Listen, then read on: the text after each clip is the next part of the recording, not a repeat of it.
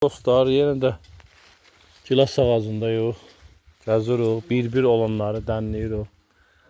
Bir-bir deyə bir-bir. Ağacda gilas bir-birdir. Va. Bir-bir. İndi bunları bir-bir yığacaq. Bir-bir yığa-yığa 2 kilo yığmışıq. 2 kilo. Ha. Baxım görün başlarda zətdə bir. Biri orada, biri burada. Biri orada. Axı görsənir. Allah hamımızın bağına bərəkət versin. Bağda öldürdü bizi, qırdı. Ha. Bu xurustal da gətirəndə bir babat bar gətirmir. Deyəsən ki, hə. Bu boyda nərdivan atasan. Buna bax 5 metr deyək. Ortada da bir şey olmuyor. Allah köməyiniz olsun ha. Belə şey olar.